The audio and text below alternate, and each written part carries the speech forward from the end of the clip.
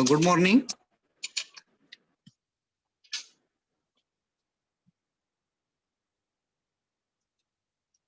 आज हम सजीव की जो जीवन प्रक्रिया है भाग 1 और भाग 2।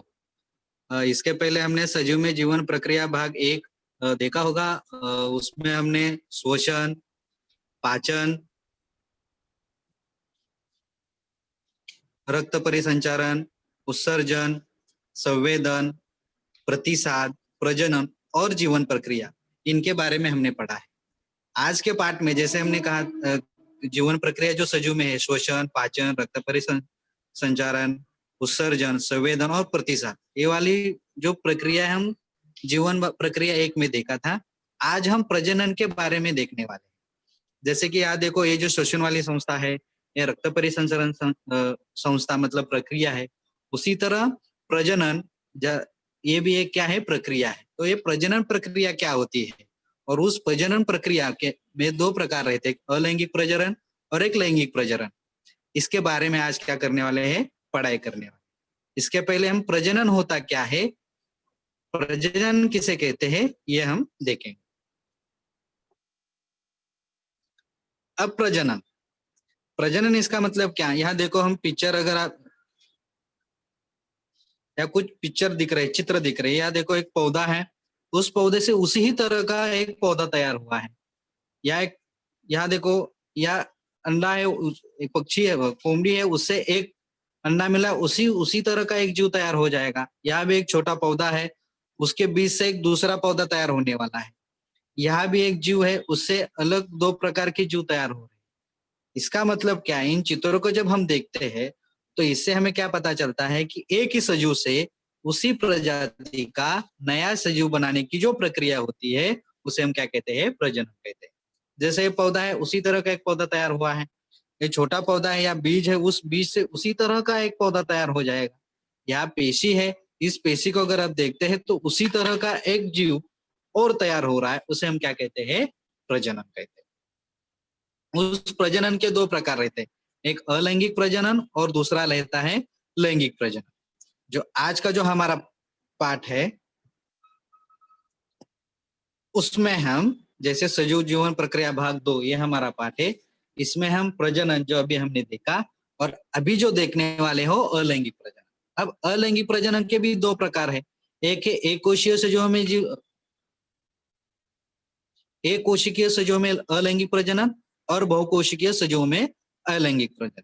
अब ये दोनों उसके प्रकार देखने से पहले हमें अलैंगिक प्रजनन होता क्या है, उस अलैंगिक प्रजनन में एक कोशिकीय सजीवों में कौन कौन से प्रकार के लैंगिक प्रजनन होते हैं, और उसके बाद बहुकोशिकीय सजीवों में अलैंगिक प्रजनन में कौन कौन से प्रकार होते हैं, हम देखेंगे। अगर इस चित्र को देखते हैं तो उसमें देखो यूग्लिना है, अमीबा है, पैरामोशियम है। ये जो चित्र दिख रहे हैं, इसमें जो सजीव है, इनका आज हम क्या करने वाले हैं, पढ़ाई करने वाले हैं। ये पैरामेशियम का है, यूग्लिना का और अमीबा का, इनका आज हम क्या करने वाले हैं, पढ़ाई करने वाले। तो आज हम जो अलैंगिक प्रजनन है, उस अलैंगिक प्रजनन को पढ़ने के लिए आज हम अलैंगिक प्रजनन पढ़ेंगे।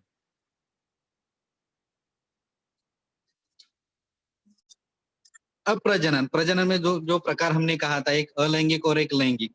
अब अलैंगिक इसका मतलब क्या, यहाँ देखो एक चित्र दिख रहा है, एक चित्र को आप देखते हैं, जैसे गणपति का उत्सव अभी चला गया है, उस गणपति के उत्सव में आपने गणपति के सामने, हम हराली कहते हैं उसको, मराठी में हराली कहते हैं, तो हम उसको चढ़ाते हैं। तो हराली का जो पौधा रहता है, छोटा पौधा, वो इसी तरह का रहता है। मतलब एक पौधे से दूसरा पौधा और दूसरे पौधे से उसी तरह का वही पौधा क्या हो जाता है, तैयार हो जाता है। अब ये पौधा किस में आता है, उसमें प्रजनन कौन से प्रकार का होता है, अलैंगिक होता है या लैंगिक होता है, वो हम देखेंगे। जैसे अलैंगिक प्रजनन।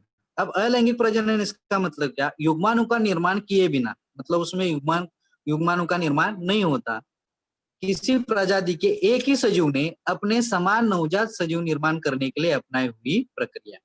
मतलब अलैंगिक प्रजनन में युग्म का निर्माण नहीं होता, मतलब किसी भी युग्म के बिना क्या होता है, एक न्यू प्रजाति तैयार हो जाती है, नया प्रजाति तैयार हो जाती है, तो उसे हम क्या कहते हैं, अलैंगिक प्रजनन। अब इस पौधे को अगर आप देखे होंगे तो देखो इसी तरह दूसरा पौधा तैयार हुआ है, और उसी पौधे से क्या हुआ है, सेम उसी तरह का पौधा तैयार हुआ। मतलब पहला वाला जीव और दूसरा वाला और तीसरा वाला जीव, ये तीनों भी जीव क्या है, एक समान है। लेकिन इसे हम क्या कहते हैं, अलैंगिक प्रजनन कहते हैं। यहाँ लिखा है देखो, युग्म का निर्माण किए बिना किसी प्रजाति के एक ही सजीव, अब ये सब एक ही सजीव है, ने अपना समान नवजात सजीव निर्माण करने के, समान नवजात मतलब एक जैसे नवजात सजीव निर्माण होता है, न्यू नवजात इसका मतलब नया, नया सजीव निर्माण होता है, और जो उसके लिए प्रक्रिया यूज की जाती है उसे हम क्या कहते हैं, अलैंगिक प्रजनन कहते हैं। अब इसमें देखो, ये भिन्न कोशिकाओं के सहयोग के बिना यह प्रजनन होता है। इसमें भिन्न कोशिकाएं नहीं रहती, कोशिका मतलब अलग अलग प्रकार की पेशियां नहीं रहती, एक ही प्रकार की पेशियां रहती है और उसमें प्रजनन होता है। नवजात सजीव मूल सजीव के जैसे होता है। अब नवजात मतलब ये नया वाला, या देखो मैं ब्लिंक कर रहा हूँ। अब ये जो सजीव है वो पहले सजीव जैसा है ही। अभी आप कहेंगे तीसरा वाला सजीव, देखो तीसरा वाला मतलब ये दूसरा, ये पहला है, इससे ये पौधा तैयार हुआ है और इससे ये पौधा हुआ है। हम तीनों पौधों को अगर एक साथ देखते हैं तो क्या है कि नवजात शिशु मतलब ये वाला शिशु पहले जैसा है, और तीसरा वाला जो सजीव निर्माण वो भी क्या है, दूसरे जैसा है। मतलब तैयार होने वाला नवजात शिशु और पहला शिशु दोनों भी क्या रहते हैं, एक जैसे रहते हैं, मतलब मूल सजीव जैसा। अब इनका जो जब सजीव निर्माण हो जाते हैं तो उनमें गुणसूत्री विभाजन होता है। इनमें क्या होता है, गुणसूत्री विभाजन होता है। अब अलैंगिक प्रजनन जितना उससे लाभ होता है उससे हानि भी है। तो हानि क्या है, इसमें जननिक विवरण का अभाव रहता है। अलैंगिक प्रजनन में क्या रहता है, जननिक विवरण का अभाव रहता है। और लाभ क्या है कि अलैंगिक प्रजनन है वो तीव्र गति से होने वाला प्रजनन है। अलैंगिक प्रजनन में क्या है कि हानि क्या है कि विवरण का अभाव है, और लाभ क्या है कि तीव्र गति से होने वाला प्रजनन, मतलब इसकी गति जो इसका प्रजनन जो होता है उसकी गति क्या रहती है, ज्यादा रहती है। ये क्या है, अलैंगिक प्रजनन। फिर से मैं बताता हूँ अलैंगिक प्रजनन इसका मतलब क्या। अब इस चित्र को भी अभी नहीं सामने रख दिया तो आपको आसानी से आप बता सकते हैं कि एक युग्म का निर्माण किए बिना किसी प्रजाति का एक ही सजीव ने अपने समान नवजात सजीव निर्माण करके अपने प्रक्रिया को हम क्या कहते हैं, अलैंगिक अलैंगिक प्रजनन कहते हैं। अब इस अलैंगिक प्रजनन के दो प्रकार होते हैं।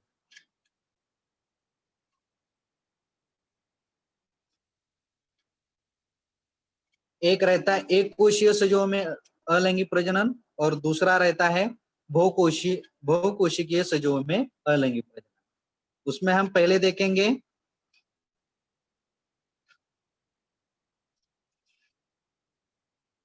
एक कोशिकीय सजीवों में अलैंगिक प्रजनन।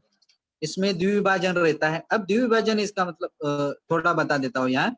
द्विविभाजन इसका मतलब एक कोशिका के दो समान भाग होते हैं। बहुविभाजन इसका मतलब जो पेशी रहेगी या कोशिकाएं रहेंगी उससे एक से ज्यादा विभाजन होता है।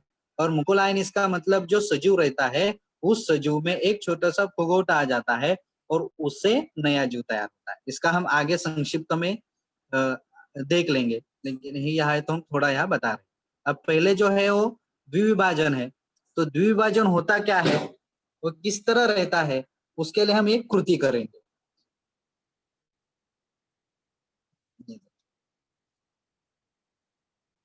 एक कोशिकीय सजीव में अलैंगिक, जैसा मैंने अभी कहा था आपको, द्विविभाजन इसका मतलब क्या, दो समान भागों में होने वाला विभाजन। अब यहाँ देखिए एक जीव है।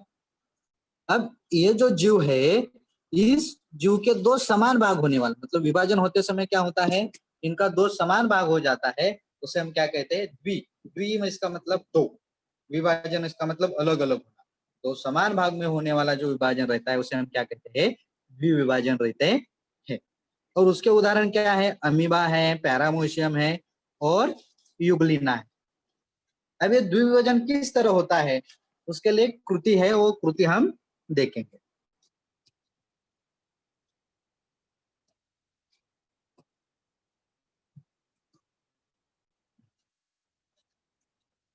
अगर हम द्विविभाजन को अगर समझना है तो ये नीचे वाले अगर हम कृति करेंगे तो हमें वो आसानी से समझ में आ जाएगा कि द्विविभाजन होता क्या है।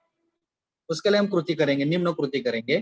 कुछ दिन से जमा कुछ दिन से जमा पानी और जलीय वनस्पति से समृद्ध तालाब का पानी। मतलब हम क्या करेंगे, एक छोटा सा शंक्वाकार ले लेंगे, उसमें हम पानी ले लेंगे, लेकिन कौन सा पानी लेना है हमें, मतलब कुछ दिन से जमा हुआ पानी, मतलब तालाब का ही पानी लेना है, लेकिन उसमें कुछ जलीय वनस्पति होना चाहिए। अब इस चित्र को अगर आप देखते हैं तो ये तालाब का पानी है और उसमें कुछ जलीय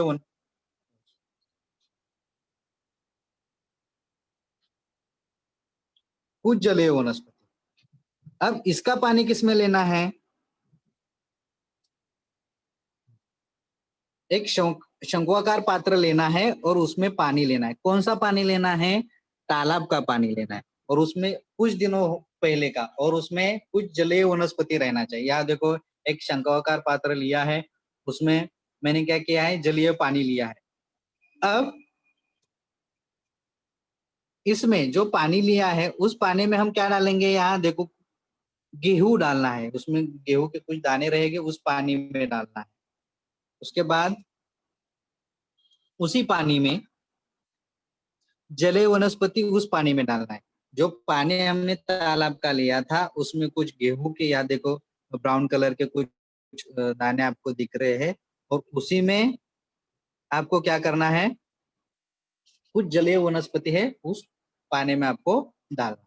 अब जब ये वो जलीय वनस्पति और गेहूं हम पानी में डाल देते हैं, तो उसके बाद देखो ये 4 दिन तक रखना है। ये जो हमने तालाब का पानी लिया था, तो उस तालाब के पानी में हमने जलीय वनस्पति और कुछ गेहूं के दाने डाले थे, उन सबको एक बीकर शंक्वाकार पात्र में लेके 4 दिन रखना है।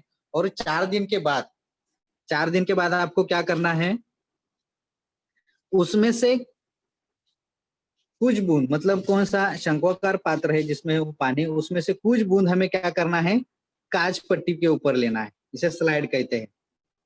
ये देखो ये स्लाइड, एक स्लाइड लेना है, मतलब कांच पट्टी लेना है। उस कांच पट्टी के ऊपर, जहां मैंने ये देखो यहाँ दिखाया है मैंने आपको, कि उस पानी में से कौन सा पानी जो शंक्वाकार पात्र में लिया है, वो पानी इस स्लाइड पे लेना है। वो पानी लेने के बाद उसके ऊपर कवर स्लाइड रहता है, मतलब उसे आच्छादन कांच कहते हैं। वो आच्छादन कांच उसके ऊपर रखना है, और रखने के बाद आपको वो स्लाइड सूक्ष्मदर्शी, संयुक्त सूक्ष्मदर्शी रहते हैं, उस सूक्ष्मदर्शी के नीचे आपको क्या करना है, रखना। उस पानी को हमें क्या करना है, कांच पट्टी के ऊपर लिया, मतलब कुछ उसके ऊपर हमने कवर स्लाइड रख दी, और वो आच्छादन कांच रख दी। अब वो जो तैयार हुई स्लाइड है, उसे हमें क्या करना है, ए सूक्ष्मदर्शी है, उस सूक्ष्मदर्शी के नीचे क्या करना है, रखना है। जब हम उसको सूक्ष्मदर्शी के नीचे रखते हैं, तो हमें निम्न तरह के चित्र दिखाई देते हैं। देखो यहाँ आपको चित्र दिखाई देते होंगे, देखो, है ना। इस पे हमने कवर स्लाइड रख दी, उसके बाद ये माइक्रोस्कोप सूक्ष्मदर्शी है, उस सूक्ष्मदर्शी के नीचे हमने वो स्लाइड रख दी। अब स्लाइड रखने के बाद हमें वो किस प्रकार के जीव दिखते हो, अब हम देखेंगे। ये देखो, अब जब हम उस स्लाइड को, ए वाले स्लाइड, सॉरी, यहाँ कोने में यहाँ देखो एक राउंड है, गोल है, उस गोल में कुछ जो हमें उस माइक्रोस्कोप के नीचे दिख रहे हैं, ये ए वाले जो, अब उसको हम क्या करेंगे, देखेंगे वो किस तरह दिखते हैं। ये उस पूरे चित्र को हम माइक्रोस्कोप के नीचे उस स्लाइड को देखने के बाद हमें ये जो चित्र है, वो जो जीव है, वो इसी तरह देखेंगे। और उसका नाम क्या है, पैरामीशियम। इसका नाम क्या है, पैरामीशियम। मतलब यहाँ देखो एक जनक पैरामीशियम, मतलब एक ही पेशी है।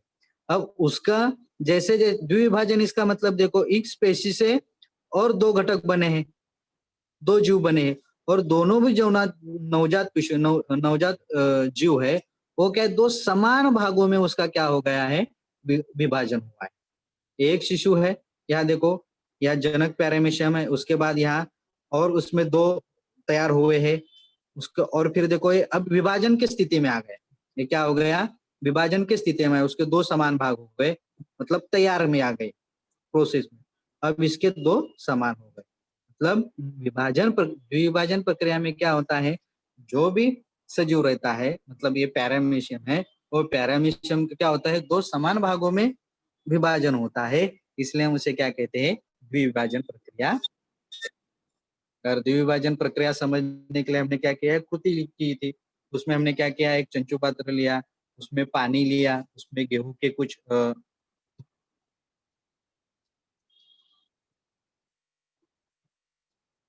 ये देखो, गेहूं और कुछ जलीय वनस्पति उसमें लिया। उसके बाद उसमें से कुछ पानी वो स्लाइड के ऊपर, स्लाइड मतलब कांच पट्टी रहती है, उस कांच पट्टी के ऊपर ले लिया वो पानी चंचू पात्र में से। उसके बाद वो हमने माइक्रोस्कोप के नीचे दिखा, देखो जो कुछ आग से न दिखने वाले कुछ जो रहते हैं वो हम माइक्रोस्कोप के नीचे दिखते हैं, देखते हैं। तो उसको जब हमने माइक्रोस्कोप के नीचे रखा तो हमें इस प्रकार के कुछ सजीव दिखाने के, और वो सजीव कौन सा है, वो सजीव है पैरामीशियम। मतलब विभाजन की प्रक्रिया जानने के लिए हमने एक कृति की, और कृति में जब पूरी हो गई तो उसका लास्ट में हमें क्या मिला, एक सजीव मिला, और वो सजीव क्या है, पैरामीशियम है। और उस पैरामीशियम के दो समान भागों में विभाजन हुआ है, बहुत सिंपल सा है।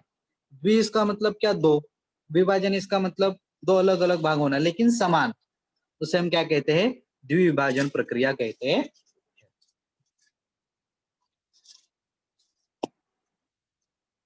अब यहाँ देखो, जब द्विविभाजन प्रक्रिया होती है तो उसमें देखो, आदि केंद्रीय सजीव, जीवाणु, आदि जीव, अमीबा, पैरामीशियम, युग्लिना आदि, ये आदि जीव दृश्य केंद्रीय कोशिका में स्थित। अब जो दृश्य केंद्रीय कोशिका है जो अभी देखिए, उसमें क्या रहता है, तंतु कणिका और हरत लवके, यह कोशिका अंगक द्विविभाजन पद्धति से अलैंगिक प्रजनन करते हैं। मतलब इसमें जो तंतु कणिका और हरत लवके रहते हैं, ये कोशिका क्या करती है, अंगक, मतलब ये कोशिका द्विविभाजन पद्धति से लैंगिक प्रजनन करता है। अब इस पद्धति में जनक कोशिका जो बनती है, एक विभाजन सूत्री से, समसूत्री से बनती है, या असूत्री मतलब असमसूत्री पद्धति से होता है। मतलब ये जो हमने द्विविभाजन देखा, उस द्विविभाजन में तंतु कणिका और हरित लव की जो कोशिका रहती है, ये क्या करती है, द्विविभाजन से अलैंगिक प्रजनन करते हैं। जैसे यहाँ दिखाए देखो, विभाजन वो समसूत्र से होता है और असमसूत्र से होता है। इसमें एक सजीव है, ये देखो यहाँ दिखाया है, अमीबा है, युग्लिना है, पैरामीशियम, ये सजीव जीवाणु है। सजीव मतलब आप जानते हैं, देखो अमीबा है, युग्लिना और पैरामीशियम। मतलब ये जो तीन उदाहरण है, ये तीन उदाहरण क्या है, द्विपेशीय, इनका क्या होता है, द्विविभाजन होता है। और द्विविभाजन होते समय क्या है कि एक समसूत्री से होता है या असमसूत्री से उनका विभाजन होता है। मतलब द्विविभाजन में हमने पैरामीशियम, युग्लिना और अमीबा ये। अब इसके बाद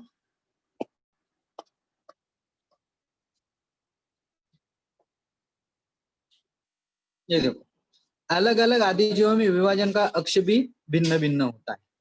अब जैसे हमने अमीबा देखा, सॉरी पैरामीशियम देखा, हाँ, पैरामीशियम का द्विविभाजन हुआ। अब द्विविभाजन में भी तीन अलग अलग प्रकार के होते हैं, कौन कौन से रहते हैं वो हम देखेंगे। देखो, अलग अलग आदिजीव मतलब अलग प्रकार के आदिजीव रहते हैं, उनपे विभाजन का कक्ष भी क्या होता है, अलग अलग।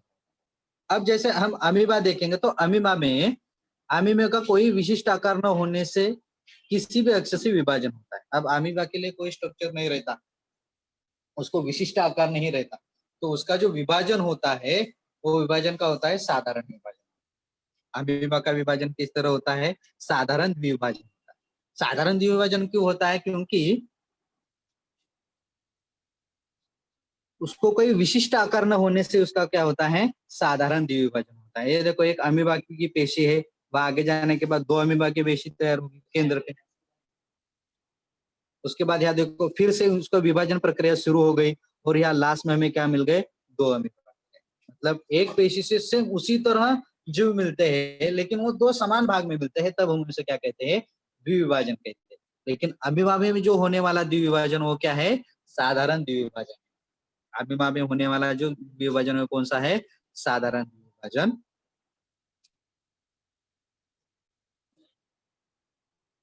अब पैरामीशियम जो हमने स्लाइड देखा था, एक कृति के थे उसमें पैरामीशियम देखा था। अब पैरामीशियम में जो विभाजन होता है क्षितिज द्विविभाजन पद्धति। इसका मतलब क्या है कि आड़ा, इसका मतलब क्या, क्षितिज द्विभाजन पद्धति से होता है, इसका मतलब क्या, आड़ा विभाजन होता है, उससे हम पैरामीशियम का आड़ा विभाजन होता है तो उसे हम क्या कहते हैं, क्षितिज द्विभाजन होता है। अमीबा कैसा होता है, साधारण द्विभाजन। पैरामीशियम का कैसा होता है, क्षितिज, इसका मतलब आड़ा। यहाँ देखेंगे आप, ये देखो, ये पैरामीशियम है जो हमने कृति दिखी थी। अब यहाँ देखो, एक पैरामीशियम है खड़ा, आड़ा,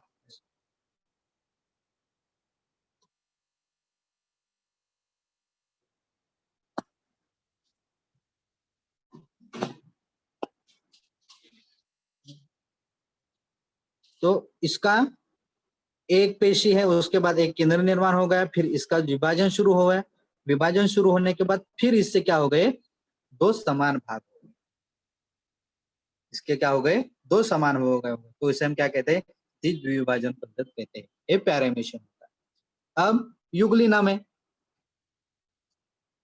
ये देखो, युगलिना ऊर्ध्वाधर द्विभाजन पद्धति से विभाजन करता है। अमीबा साधारण, पैरामीशियम क्षितिज, युगलिना ऊर्ध्वाधर। इसका मतलब खड़ा, ऊर्ध्वाधर इसका मतलब खड़ा।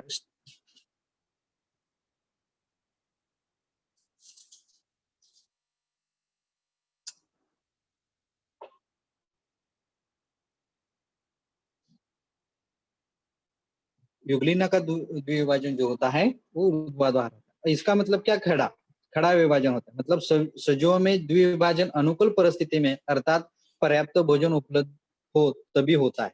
मतलब जब हमने अमीबा देखा, पैरामीशियम देखा, युगलिना देखा, इनका जब विभाजन, द्विभाजन होता है, तो द्विभाजन कब होता है, जब उनमें पर्याप्त भोजन हो तभी ये क्या होता है, उनका विभाजन होता है, द्विभाजन होता है। जो युगलिना का देखो यहाँ उबा, इसका मतलब खड़ा है, ये देखो, इसका उसी तरह का सेम जीव तैयार हुआ है, एक जीव, इसके फिर सेम, मतलब ये विभाजन परिस्थिति में आ गया। अब ये देखो, इसके दो सजीव तैयार हो जाएंगे, मतलब एक ही सजीव के नए तैयार होने वाले सजीव वैसे के वैसे रहते हैं, उसे हम क्या कहते हैं, द्विभाजन रहते हैं। या दो समान भाग में होने वाला विभाजन रहता है, उसे हम क्या कहते हैं, द्विभाजन होता है। लेकिन ये कब होता है, जब उनके पास पर्याप्त भोजन, अनुकूल परिस्थिति में उनके पास पर्याप्त भोजन होता है, तभी क्या होता है, इनका द्विभाजन होता है।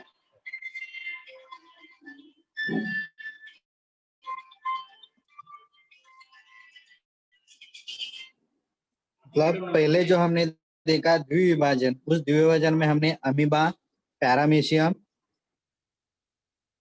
या देखो द्विभाजन हमने क्या देखा, अमीबा, पैरामीशियम और युगलिना का।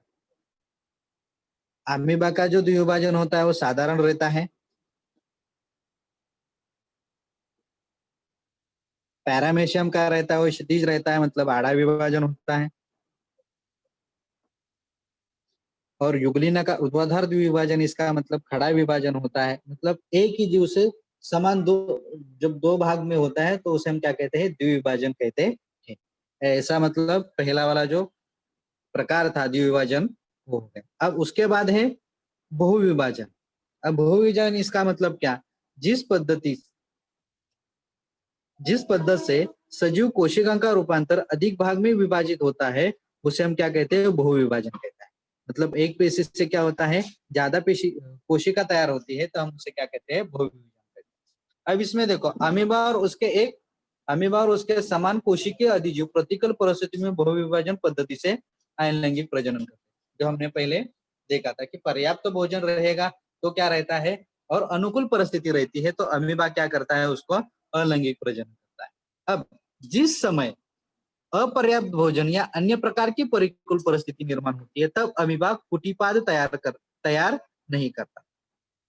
देखो, जब पर्याप्त भोजन रहता है तभी क्या होता है, द्विभाजन होता है, मतलब बहुविभाजन के लिए वो तैयार रहते हैं। अब अपर्याप्त भोजन रहता है तब, या अन्य प्रकार की परिस्थिति का निर्माण होता है, तब अमीबा कुटिपाद तैयार नहीं करता और अपनी हलचल रोक देता है।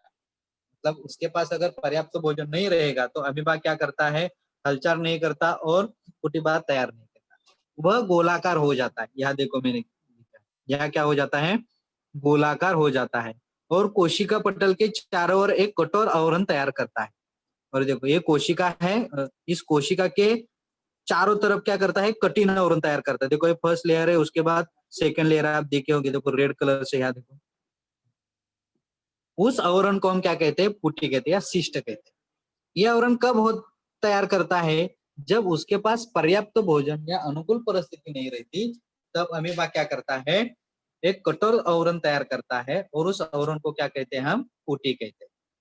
इसे हम क्या कहते हैं, पुटी। लेकिन कब तैयार करता है वो, जब उसके पास पर्याप्त भोजन या अनुकूल परिस्थिति नहीं रहती, तब वो क्या करता है, वो आवरण तैयार करता है और उसे हम क्या कहते हैं, पुटी कहते हैं। जैसे आप इसमें देखेंगे तो यहाँ देखो ये अमीबा है। अब इस अमीबा को पर्याप्त भोजन नहीं मिला तो उसने क्या किया, उसके और हलचल भी उसने नहीं किया, मतलब इधर उधर नहीं गया और गोलाकार हो गया। ये देखो गोलाकार हो गया, हो जाता है। और चारों तरफ, या मैं घुमा रहा हूँ, देखो चारों तरफ उसने क्या किया है, एक कठोर संरक्षण आवरण तैयार किया है और इस संरक्षण को हम क्या कहते हैं, पुटी कहते हैं। अब ये यहाँ और समझ में आ जाएगा, ये जमनक अमीबा मतलब एक सिंगल अमीबा है। अब ये देखो इसको अन्न नहीं मिला, इसलिए उसने क्या किया, अपने चारों तरफ आवरण तैयार किया। अब यहाँ देखो इसमें केंद्रक और कोशिका द्रव्य का विभाजन होने वाला है। इसमें मतलब इसमें एक से ज्यादा,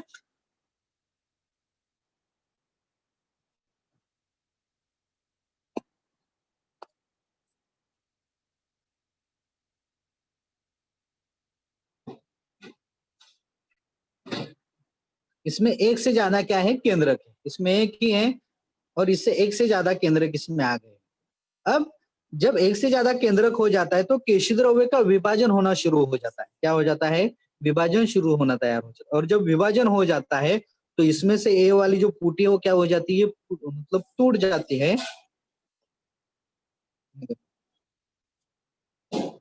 ये वाले इस यहाँ, सॉरी सॉरी, ये वाले डायग्राम पे पहले पुटी के अंदर सिर्फ केंद्र का कई बार समसूत्री विभाजन होकर अन्य केंद्रों का निर्माण होता है। ये वाले, ये अमीबा है, इसको अन्न नहीं मिला तो उसने पुटी तैयार कर दी। अब पुटी तैयार करने के बाद पहले पुटी के, पहले पुटी के अंदर सिर्फ एक ही केंद्र का, अब समसूत्री विभाजन होकर अनेक केंद्र तैयार हो गए। अब समसूत्री विभाजन हो जाता है उसमें अमीबा में और अनेक केंद्र तैयार हो जाते हैं, यहाँ दिख रहे हो। अब उसके पश्चात कोशिका द्रव का विभाजन होता है। इसमें जो कोशिका द्रव है उसका क्या हो जाता है, विभाजन हो जाता है और विभाजन होने के बाद इसके अनेक छोटे छोटे अमीबा तैयार हो जाता है, मतलब ये फूट जाता है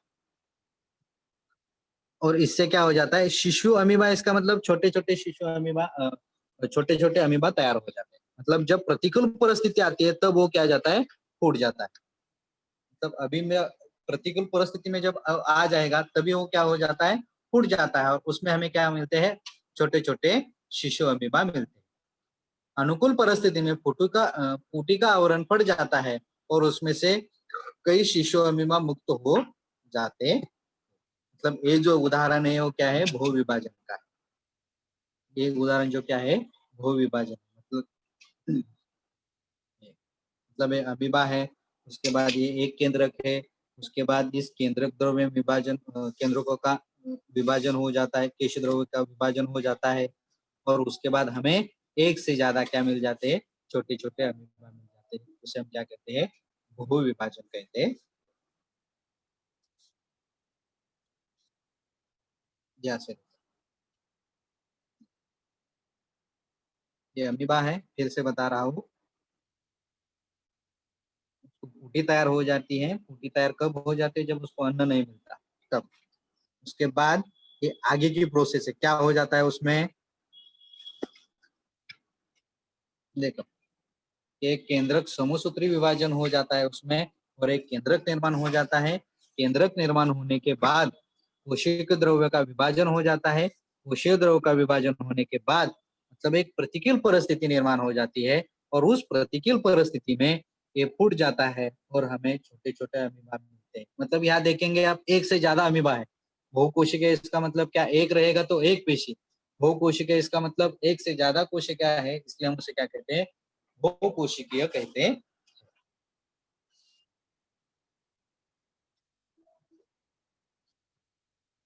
अब उसके बाद है जो तीसरा पॉइंट है अलिंग एक कोशिका में है मुकुलन।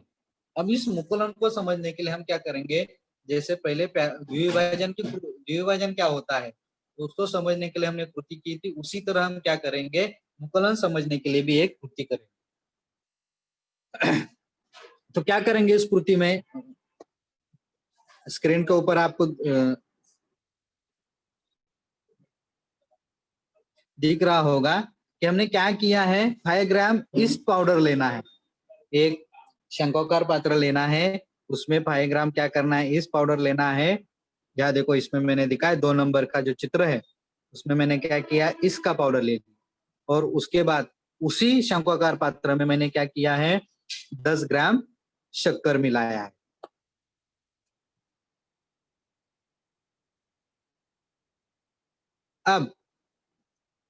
अब ये जो मिश्रण है 1 घंटे तक उस मिश्रण को किसी शुष्क जगह पर रखना है। क्या करना है, इसको जो मिश्रण है उसमें पानी डाल के उसको हिलाना है, स्टर करना है, उसको चित्र में आप देख रहे हैं। उसके बाद उसी शंक्वाकार पात्र को एक ठंडी जगह पे क्या करना है, 1 घंटे तक रखना है और 1 घंटे के बाद, या देखो 1 घंटा मतलब या 12 बजे 1 बजे के बाद आपको क्या करना है, उसको बाहर निकालना है।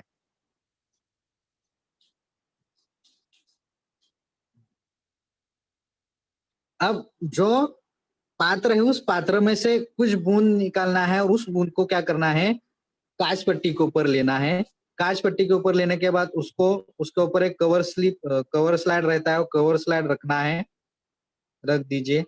और कवर स्लाइड रखने के बाद उसको हम क्या करेंगे, माइक्रोस्कोप के नीचे रखेंगे, सॉरी सूक्ष्मदर्शी के नीचे रखेंगे। जब हम उसको सूक्ष्मदर्शी के नीचे रखते हैं तो हमें इस तरह कुछ वो स्लाइड दिखाई देती है। देखो आपको अभी किन्हों कोशिका का मुकुलन करते हुए दिखाई दे, मतलब जो हमने ईस्ट लिया था, शक्कर लिया था और उसका मिश्रण किया था, उसको ठंडी जगह रखा था 1 घंटे के लिए, उसके बाद उसमें से कुछ पानी की बूंद एक स्लाइड के ऊपर लिया था और उसको माइक्रोस्कोप के नीचे सूक्ष्मदर्शी के नीचे जब हम देखते हैं तो हमें इसे निम्न प्रकार के दिखाई देता है। मतलब एक जनक पेशी रहती है, जनक पेशी के बाद उस पेशी को एक फुगौटा आ जाता है, मतलब छोटा सा वो बढ़ जाता है और उससे हमें क्या मिलते हैं, नवीन कलिका मिल जाती है, कलिका इसमें कोशिका मिल जाती है और उससे वो अलग हो जाती है, फुगौटा आ जाता है, वो बड़ा हो जाता है, बड़ा होने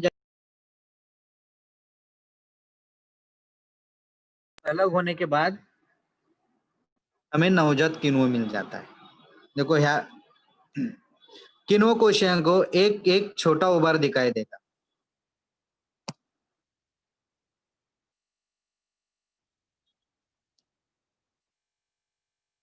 ये देखो किण्व कोशिका, एक किण्व जो कोशिका है उसको एक छोटा उभार दिखाई देगा, ये उसे उभार कहते हैं, इसे क्या कहते हैं, उभार कहते हैं।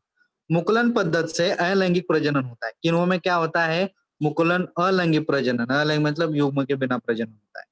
किण्व कोशिका मुकुलन पद्धति से प्रजनन करने के लिए समसूत्री विभाजन द्वारा नवजात केंद्र का निर्माण करती है। अब ये जो तैयार हुई है भूगोटा है, मतलब मुकुलन है, वो क्या करता है, समसूत्री विभाजन द्वारा नवजात केंद्र का निर्माण करता है। क्या करता है, नवजात केंद्र का निर्माण करता है। किससे करता है, समसूत्री विभाजन से करता है। इस कोशिका को जनक कोशिका कहते हैं। इसे क्या कहते हैं, जनक कोशिका कहते हैं। इस जनक कोशिका को एक छोटा उभार आ जाता है, जैसे पहले मैंने कहा एक छोटा उभार है। यह उभार अर्धमुकाल होता है, ये वाला 2 नवजात केंद्रकों में से एक केंद्रक मुकुल में प्रवेश करता है। एक क्या करता है, मुकुल में प्रवेश, या 2 केंद्रक तैयार हो जाता है। यहाँ से देखो तो इसमें से एक केंद्रक क्या करता है, मुकुल में प्रवेश करता है। यहाँ देखो आप कहेंगे यहाँ फुगोट आया है, एक इस केंद्र या एक ही केंद्र के या 2 केंद्रक बनने के लिए तैयार, मतलब प्रोसेस में है वो। तो इससे क्या होता है, 2 केंद्रक तैयार हो जाता है, यहाँ एक केंद्रक है और यहाँ एक केंद्रक है। मतलब क्या होता है, मुकुल में प्रवेश होता है। मुकुल इसका मतलब क्या है, उस पेशी में जो फुगोट आया है उसे हम क्या कहते हैं, मुकुल कहते हैं। उबार आया है, उबार, इस उबार में वो प्रवेश करता है। मुकुल के पर्याप्त होने के बाद वह जनक कोशिका से अलग हो जाता है। अब वृद्धि होने के बाद वो क्या होता है, इससे क्या हो जाता है, अलग हो जाता है। क्या हो जाता है, अलग हो जाता है। और स्वतंत्र नवजात किण्व कोशिका के रूप में बढ़ने लगता है, और फिर वो क्या करता है, इससे अलग हो जाता है, और वो क्या होता है, धीरे धीरे बढ़ने लगता है। ये क्या है, मुकुलन। इसे हम क्या कहते हैं, मुकुलन प्रोसेस। मुकुलन में जो सजीव रहता है उसमें एक उबार आ जाता है, और वो उबार क्या होता है, जैसे उसकी परिस्थिति निर्माण हो जाती है, वो उबार क्या होता है, पहले सजीव से क्या हो जाता है, अलग हो जाता है, और वो नया किण्व तैयार करता है। उसे हम क्या कहते हैं, मुकुलन पद्धति कहते हैं।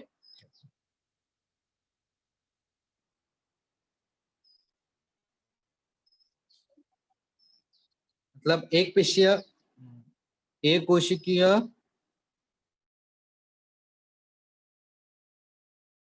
में हमने विभाजन, भू विभाजन और मुकुलन देखा।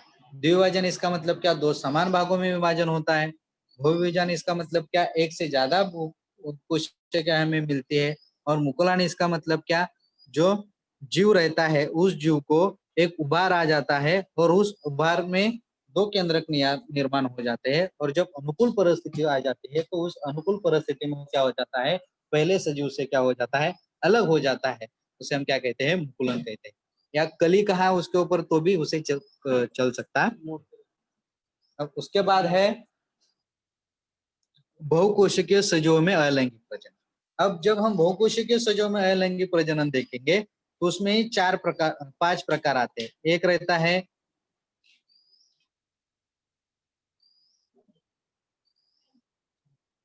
खंडीभवन, पुनर्जवन, उसके बाद मुकुलन, उसके बाद शाकीय प्रजनन, और उसके बाद बीजाणुओं का निर्माण।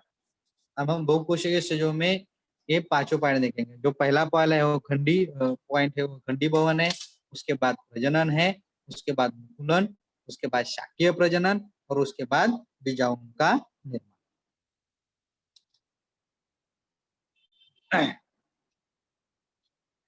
खंडीभवन। अब देखो खंडीभवन जब हम देखेंगे तो उसमें इस पद्धति में जनक सजीव के शरीर का अनेक छोटे छोटे खंडों में विभाजन होकर प्रत्येक नया खंड नवजात सजीव के रूप में जीवन लेता है। खंड इसका मतलब भाग हो जाते हैं खंडों में, इसका खंडीभवन इसका छोटे छोटे टुकड़े। खंडीभवन इसका मतलब क्या, छोटे छोटे टुकड़े। इस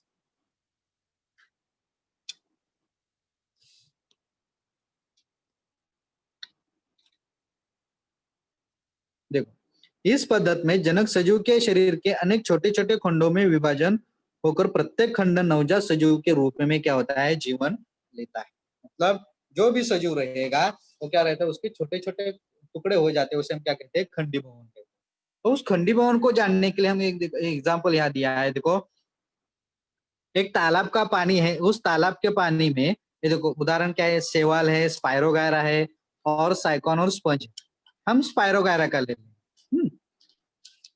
अब देखो, पर्याप्त पानी तथा पोषण तत्व मिलते हैं तब उसके तंतुओं की वृद्धि तीव्र गति से होकर वो छोटे छोटे खंडों में विभाजन हो जाता है।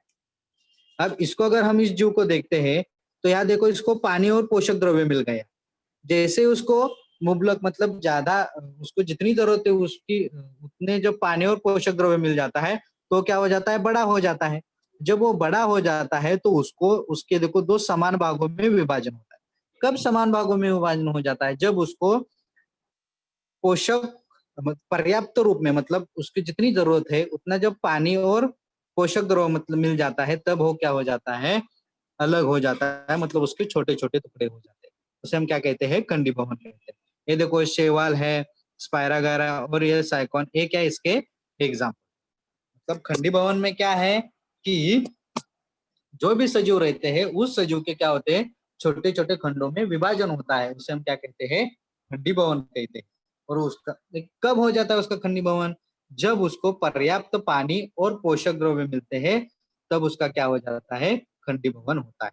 और उसके उदाहरण क्या है, शैवाल, स्पायरोगायरा, साइकॉन और स्पंज। यहाँ होने में, यहाँ अगर आप आपके स्क्रीन के ऊपर ये दिख रहा होगा,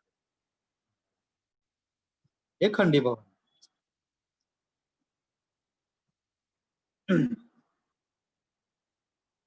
अब पुनर्जन्म मतलब फिर से वो तैयार होने वाला जीव।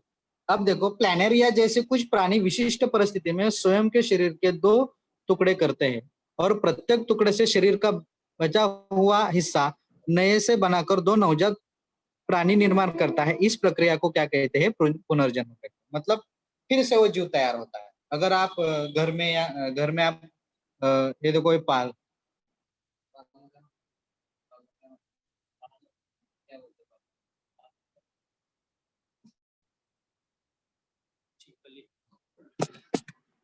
ये छिपकली है। इस छिपकली को अगर आप देखते हैं तो यहाँ देखो इसकी पूंछ कट गई है। अब यहाँ देखो फिर से आई है। लेकिन ये जो होने वाला पुनर्जन्म है वो मर्यादित स्वरूप का है। ये जो पुनर्जन्म होता है वो मर्यादित स्वरूप का है। अब इस प्लेनेरिया को अगर आप देखते हैं देखो तो एक पेशी है, इसके दो भाग हुए हैं। अब दो भाग होने के बाद फिर से उसी तरह की पेशी तैयार हुई है। मतलब जब इसको शरीर के दो टुकड़े हो जाते हैं तब प्रत्येक टुकड़े से वो क्या हो जाता है? फिर से वो नव जीव तैयार हो जाता है। क्या हो जाता है? नवीन जीव तैयार हो, नवजात जीव प्राणी तैयार होता है, मतलब सजीव तैयार हो जाता है। उसी को हम क्या कहते हैं? पुनर्जन्म कहते हैं। छिपकली को देखा तो मर्यादित स्वरूप का है, मर्यादित स्वरूप का है। ठीक है। अब इसको जब हम देखेंगे तो देखो इसके दो भाग हुए, एक दो। अब ये दो दो भाग हुए हैं, फिर से वो क्या हुआ है? पहले सजीव जैसा बना है। इसका मतलब क्या कि जब कोई प्राणी स्वयं के शरीर के दो टुकड़े करता है तो प्रत्येक टुकड़े से शरीर का बचा हुआ हिस्सा नए से बनाकर दो नया नवजात प्राणी क्या करता है? निर्माण करता है। उसे हम क्या कहते हैं? पुनर्जन्म कहते हैं। ये वाले डायग्राम में देखो, इसमें देखो इसके दो भाग हुए। ये देखो ये एरोज वाला है और नीचे वाला है। अब इससे फिर दो भाग हुए और ये ऊपर वाला जो भाग है इससे एक नया प्राणी मिला है। दूसरा वाला है, इससे भी क्या मिला है? नवजात प्राणी मिला है। मतलब जब शरीर के भाग हो जाते हैं तो उस शरीर के भाग से ही क्या हो जाता है? नया प्राणी तैयार हो जाता है। उसे हम क्या कहते हैं? पुनर्जन्म कहते हैं। ये इसके उदाहरण है। प्लेनेरिया इसका क्या है? एग्जाम्पल।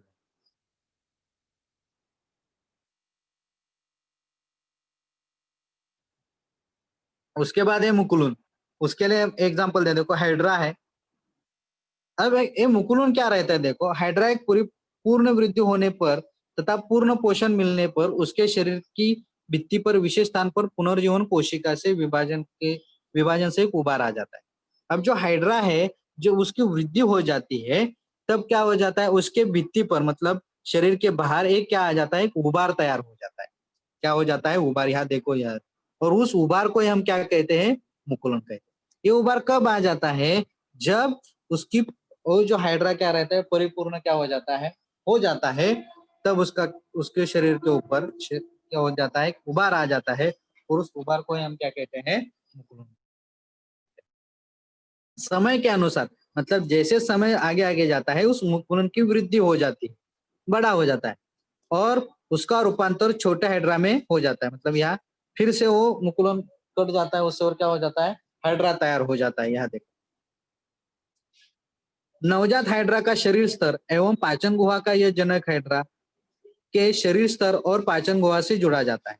नवजात हाइड्रा की वृद्धि इतनी हो जाती है कि वह स्वयं का अस्तित्व बनाने में समर्थ हो जाता है और वह जनक हाइड्रा से अलग हो जाता है। अब देखो यह मुकुल तैयार हुआ है। अब ये मुकुल मुकुल इसका मतलब क्या है? कि हाइड्रा के बाहर के शरीर भित्ति पर आए हुआ उबार, उसे हम क्या कहते हैं? मुकुल कहते हैं। अब मुकुल जब वो खुद में उतनी ताकत आ जाती है तो स्वयं क्या हो जाता है? उस हाइड्रा से अलग हो जाता है और फिर से वो क्या होता है? स्वतंत्र जीवन जीने लगता है। उसे हम क्या कहते हैं? मुकुलन कहते हैं। मतलब ये हाइड्रा, इस हाइड्रा से देखो यह छोटा उबार आ गया, ये बड़ा हो गया और ये बड़ा होने के बाद इससे क्या हो जाता है? अलग हो जाता है। उसे हम क्या कहते हैं? मुकुलन कहते हैं। क्या कहते हैं? मुकुलन। मुकुलन इसका मतलब हाइड्रा के शरीर के बाहर आने वाला जो उबार रहता है उसे हम क्या कहते हैं? मुकुल कहते हैं। इस चित्र में हमने दिखाया है।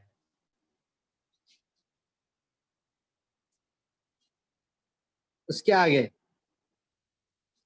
अब शाकीय प्रजनन। जब हम शाकीय प्रजनन देखते हैं तो पेड़ पौधे में देखिए ये चार चीजें रहती है, जैसे कि वनस्पतियों में जड़, तना, पत्तियां एवं मुकुल जैसे शाकीय अवयव द्वारा होने वाला जो प्रजनन रहता है उसे शाकीय प्रजनन कहते हैं। शाकीय प्रजनन मतलब क्या?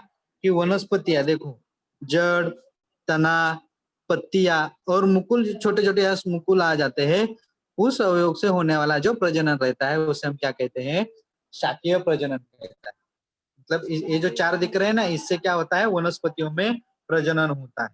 उसको देखने के लिए आपके घर में कभी आपने देखो आलू देखा होगा, उस आलू के ऊपर ऐसे और कुछ कलिकियां दिखी होगी, या मतलब छोटे छोटे ऐसे उबार ऊपर आते हुए दिखे होंगे, या घात परनी इसका मतलब पान फुटी कहते हैं उसे मराठी में। ये वाला भी अगर आपने देखा होगा तो पान के ऊपर, उस पान के ऊपर बीच, आउटसाइड में मतलब पान रहता है, उसकी जो बाहर की ये रहता है, एज रहता है, उसके ऊपर ये कली की, ये देखो छोटा छोटा व्हाइट कलर का देखो यार, वो आ जाता है। मतलब वनस्पति के तो पत्ते के किनारों पर, हाँ किनारों पर क्या आ जाता है, कांचों की कली क्या रहती है, मतलब ये पत्ता है, उस पत्ते के किनारे के ऊपर क्या होता है, कलेकिया हो जाती है, और उससे क्या उनका हो जाता है, प्रजनन हो जाता है। उसे हम क्या कहते हैं, शाकीय प्रजनन कहते हैं। आप गन्ना देखा होगा, अभी गन्ना जमीन में जब उसको गाड़ते हो तो इसे आग कहते हैं, ये वाला देखो दिख रहा है। जब वो जमीन में गाड़ जाते हैं, उसके ऊपर मिट्टी जाती है, और उसके बाद वो क्या होता है, धीरे धीरे ऊपर आ जाता है, ये भी शाकीय प्रजनन है। उसके बाद ये गवत है, घास है, इसका भी है देखो, ये जो उबार है वो जमीन में जाता है, फिर जब वो ऊपर आ जाता है उसका तो क्या हो जाता है, उससे फिर नई जो छोटा पौधा है वो तैयार हो जाता है। अलग अलग प्रकार, देखो गाजर है। ये मतलब ये जो चित्र है ये इसी प्रकार के, मतलब ये जो रहता है वो क्या रहता है, मूली से होने वाला उत्पन्न, तो जड़ रहते हैं, तो उससे क्या होता है, उनका प्रजनन होता है। ये जितने भी एक, ये तो इसका तो पत्तों से होता है, इसका आग से मतलब ये कट जाता है तो इससे होता है, और ये घास है, ये मतलब ये जो एग्जाम्पल है वो क्या है, शाकीय प्रजनन। मतलब शाकीय प्रजनन में क्या है कि जड़, तना या पत्तियों से जो शाकीय प्रजनन होता है, जो प्रजनन होता है उसे हम क्या कहते हैं, शाकीय प्रजनन कहते हैं। शाकीय प्रजनन में क्या है, जड़, तना, पत्तियों से जो प्रजनन होता है, इन अवयवों से जो प्रजनन होता है उसे हम क्या कहते हैं, शाकीय प्रजनन कहते हैं। और जो लास्ट वाला है, वो लास्ट वाला क्या है, बीजाणुओं का निर्माण। अब बीजाणुओं का निर्माण, इसका मतलब देखो, आप घर में, आपके घर में रोटी या ब्रेड का टुकड़ा या कौन से भी खाना वाला पदार्थ अगर कुछ दिनों तक उसके बंद जगह में रख दिया, टिफिन या ऐसे कुछ जगह रख दिया जहाँ हवा कम है, तो आप अगर उसको 2-3 दिन के बाद अगर खोल के देखेंगे, देखो ब्रेड का टुकड़ा है, अगर उसको 2-3 दिन ढक के रखेंगे तो उसके ऊपर ऐसा ब्लैकिश, कुछ तो ब्लैकिश रहता है, मतलब ब्लैक हो जाता है, अगर आपने देखा होगा। तो फफूंदी की वृद्धि होकर म्यूकर जैसा कवकों की शरीर रचना, तो मतलब इसमें ब्लैकिश हो जाता है, और कुछ वहां बीजाणु कवक निर्माण हो जाता है। वहां क्या हो जाता है, कवक निर्माण हो जाता है। कवक इस देखो इस तरह दिखते हैं, दिखने में ब्रेड हमें ब्लैकिश काला दिखता है, लेकिन उसके ऊपर जो कवक रहते हैं वो ऐसे रहते हैं। मतलब 2 या 3 दिन, मतलब गीली रोटी अथवा ब्रेड का टुकड़ा लेकर नम हवा में रखने के बाद 2-3 दिन बाद उसको देखा तो उसके ऊपर, जैसे यहाँ चित्र दिखा है उसके ऊपर फफूंदी या वृद्धि होकर म्यूकर जैसे कवकों की शरीर रचना तंतु में हो जाती है, मतलब छोटे छोटे पतले जैसे हो जाता है। और उन्हें बीजाणुधानी होती है, उनके बीजाणुधानी में से बीजाणु का निर्माण होकर वो फूट जाती है, और वो बीजाणु बाहर निकल आ जाते हैं। क्या देखो, ये बीजाणुधानी है, मतलब इसमें बीजाणु है, और ये जब फूट जाती है तो क्या हो जाता है, अगल बगल में वो गिर जाती है, मतलब उसी ब्रेड एक टुकड़ा है, आप कहेंगे यहाँ सभी जगह है, तो ये सभी जगह कैसे फैल गई है, तो ये बीजाणुधानी है, इसमें बीजाणु है। ये जब फूट जाती है तो क्या हो जाता है, बचा हुआ जो भाग है उसके ऊपर गिर जाता है, और फिर से वो क्या हो जाता है, कवक निर्माण हो जाता है, या फिर से वो बीजाणु गिरने के बाद फिर से वही जीव तैयार हुआ हो जाता है। या देखो बीजाणु बाहर निकल आ जाते हैं, ये बीजाणु उचित तापमान आर्द्रता मिलने पर ही अंकुरित होते हैं। अंकुरित हो जाते हैं इसका मतलब क्या होता है, वो बड़े हो जाते हैं, तथा उनमें से नए कवक जाल का निर्माण हो जाता है। मतलब उनको जब पोषक वातावरण मिल जाता है तब वो क्या हो जाता है, वो बड़े हो जाते हैं, कवक जाल निर्माण, नया मतलब न्यू पेशी तैयार सजीव तैयार हो जाता है। इसी तरह जो बहुकोशिकीय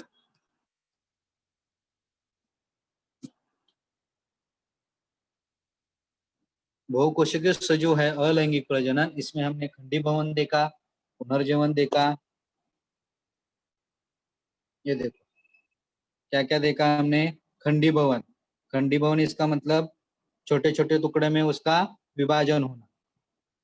उसके बाद पुनर्जन्म, पुनर्जन्म मतलब उसी पेशी से नया पेशी तैयार होना, जैसे कि छिपकली आप देखते हैं लेकिन वो मर्यादित स्वरूप का रहता है। उसके बाद मुकुलन, मुकुलन इसका मतलब क्या, जो हेड्रा है उस हेड्रा के शरीर भित्ति के ऊपर उसके बाहर एक उबार आता है, उस उबार को हम क्या कहते हैं, मुकुल कहते हैं, चित्र अगर आपने देखा होगा। उसके बाद शाकीय प्रजनन, शाकीय प्रजनन का मतलब क्या, वनस्पतियों में जो उसके अवयव रहते हैं, जड़, तन, पत्तियां एवं मुकुल, उससे जो प्रजनन होता है उसे हम क्या कहते हैं, शाकीय प्रजनन कहते हैं। उसके बाद है बीजाणु। अब बीजाणु इस मतलब बीजाणु का निर्मित इसका मतलब आपके घर में रोटी का टुकड़ा या ब्रेड का टुकड़ा आप किसी जगह रख दोगे तो उसके ऊपर बुरशी आ जाती है, और उस बुरशी, यहाँ चित्र दिखाया देखो, उस बीजाणु दाने रहते मतलब उसमें बीजाणु रहते हैं, और जब वो फूट जाता है तैयार होके, अनुकूल परिस्थिति मिलने के बाद वो फूट जाता है मतलब, और उसके बाद फिर से नया कवक जाल निर्माण रहता है, उसे हम क्या कहते हैं, बीजाणु निर्मित। तो हम आज के पाठ में हमने अलैंगिक प्रजनन, उसमें अलैंगिक प्रजनन में हमने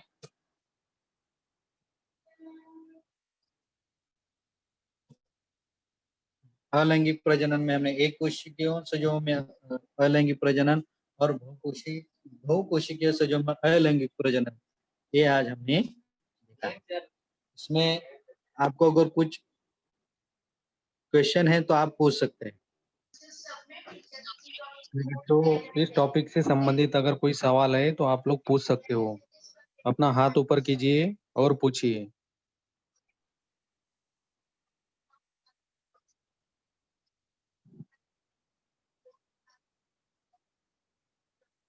हाँ अभिषेक पूछो बेटा। अभिषेक अपना माइक ऑन करो, पूछो।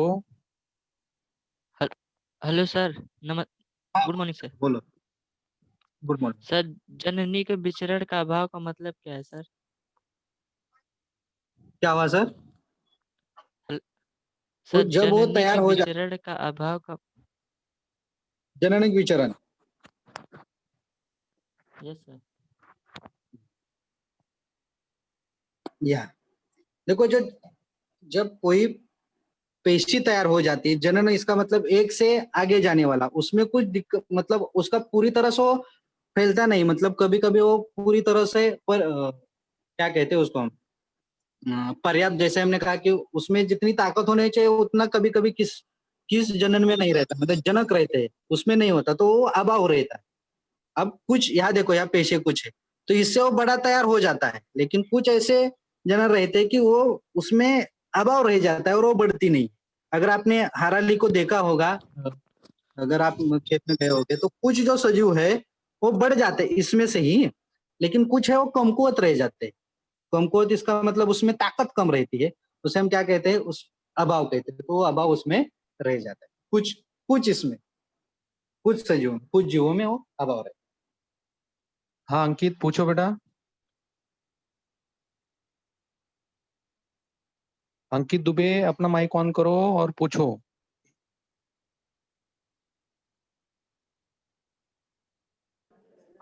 Ankit hello Dubey, sir. हाँ पूछो। सर, विभाजन या लैंगिक प्रजनन के बाद कोशिका का अस्तित्व बना रहता है कि नहीं बना रहता? अलैंगिक, हेलो, हेलो सर। हाँ बोलिए, अलैंगिक प्रजनन के बाद हाँ, तो मतलब लैंगिक प्रजनन के बाद वो कोशिका अस्तित्व रहता है कि खत्म हो जाता है? नहीं, वो तैयार हो जाता है ना, ये तो एक जीव से नया जीव तैयार हो जाता है ना, उसका मतलब अस्तित्व उसका रहता है ना। अस्तित्व रहता है ना? हाँ, ठीक है सर।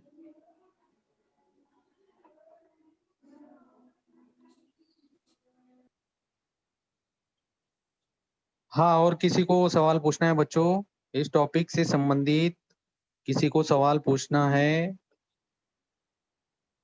कीर्ति कुडवे सर ने बहुत ही अच्छे से प्रेजेंटेशन किया, आपको सारे पॉइंट बहुत ही अच्छे अच्छे से उसका स्पष्टीकरण दिया। अगर कोई भी समस्या है कोई, तो आप लोग पूछ सकते हो। हाँ पूछो अंकित। Hello sir.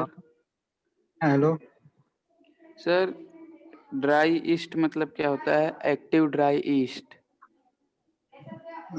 ये पाउडर है, ये देखो। हाँ सर। एक मिनट, हाँ स्क्रीन में दिखाता हूँ आपको। Active dry east.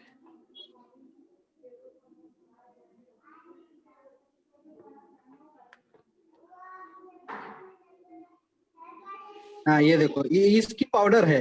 वो जीव रहता है, उसकी पाउडर की जाती है, और उस पाउडर को हम क्या करते हैं, उस पानी में लेते हैं।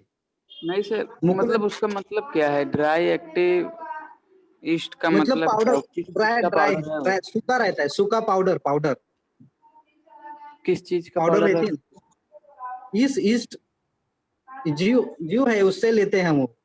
ये देखो, यहाँ एक मिनट, यहाँ आपको ये देखो, एक किण्व कोशिका है ना, किण्व। हम्म। ये देखो यहाँ, एक किण्व रहता है ना, किण्व मतलब ईस्ट, मतलब कोशिका पेशी रहती है, उस पेशी की पाउडर हम लेते हैं। अगर हमें किसी पेशी को अगर देखना रहेगा, अगर जीवित, तो उसको सूखी पाउडर हमें लेना रहता है। उसके बाद जब हम माइक्रोस्कोप के नीचे लेंगे, तब वो दिखाई लेंगे। इसलिए हमने लिया और उसको मिश्रण तैयार किया है। किण्व कहते हैं उसको, किण्व, किण्व की पाउडर रहती है।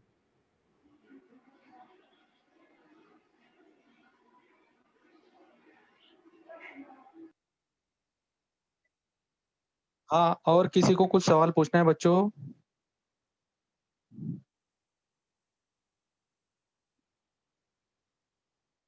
हाँ, thank you sir. Okay sir.